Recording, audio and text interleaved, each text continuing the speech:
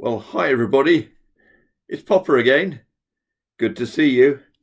Today, I'm going to read you Fender and the Cliff Rescue by Veronica Lamond.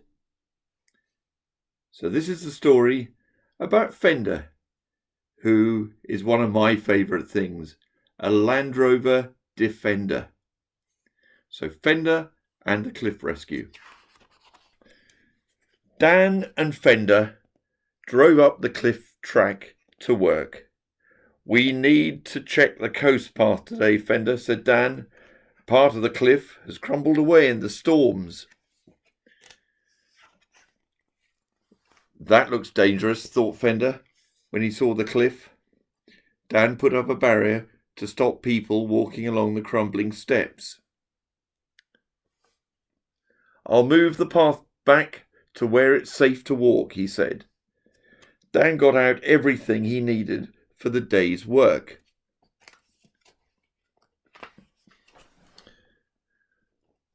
Fender and Scamp had made lots of new friends. Dan cut back the prickly bushes with his loppers. The ground was very hard and stony. He worked and worked all day long to make the new steps. On the shore below, the waves pounded against the rocks. Suddenly, Fender heard someone shouting, "Help! Help me!" "Woof, woof, woof!" barked Scamp. Matt and Sarah, the lifeguards, ran across the beach and swam out to the rescue. "Thank goodness for that," said Fender, watching from the cliff. "Call the air ambulance," shouted Matt. The little girl wasn't well at all. "Stand back, everyone," shouted Sarah. She signalled to the helicopter pilot, so he knew where to land. Sand flew everywhere. The paramedics soon had the little girl safely on board. The helicopter took to the sky.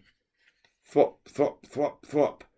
Little Scamp whimpered and crouched under Fender. "Don't be frightened, Scamp," said Fender. "There they go," said Dan. "They'll soon be at the hospital." It was nearly the end of the day. Dan was very tired and sweaty. "That's enough work for today," he said. "I'll finish the job tomorrow." "Hello," said Annie.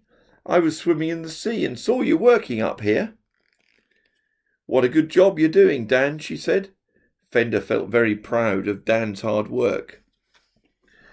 So Annie helped put all the tools in the back of Fender.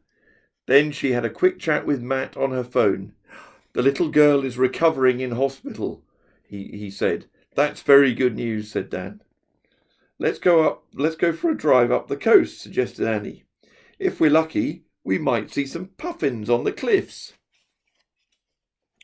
So they drove up the rough hill, bumpety bumpety bump, and then down the steep slope, clunkety clunkety clump, and then through the stream, splish splash splosh. "This is the life," laughed Fender as they lurched along. When they parked on the cliff top, Dan looked through his binoculars. "Look, Annie, there are the puffins." But then Dan noticed something else.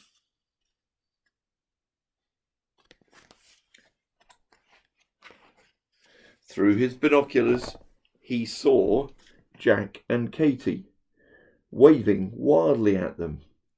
"Come on, Fender, it looks like Jack's in trouble." So they drove as fast as they could to help.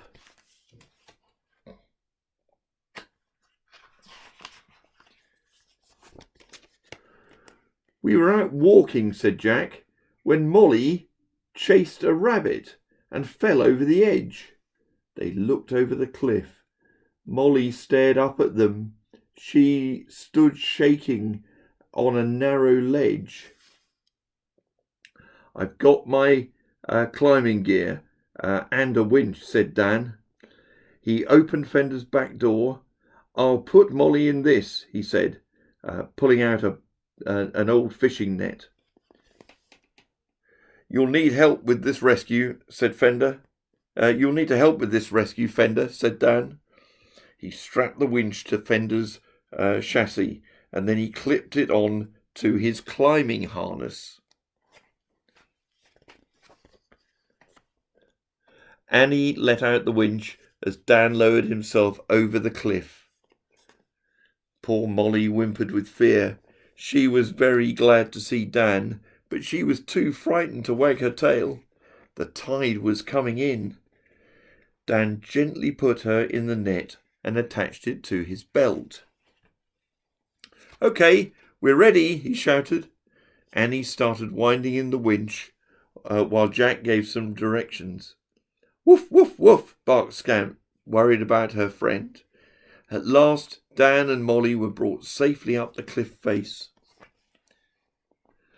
Jack gave Molly a good rub down with a towel to dry her and warm her up.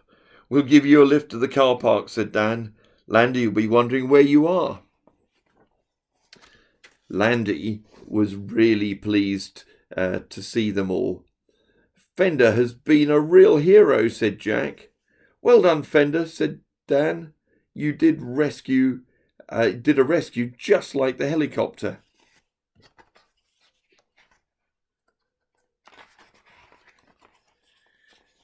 And that's the end of the story of Fender and the cliff rescue. And there's the little dog, fast asleep. So I hope you enjoyed that. It's one of my favourite stories because it's about a defender. So for that, nice to see you again. Take care and lots of love as ever from Poppa. If you like that story, say yes on my YouTube channel and I'll read you some more. Take care. Bye.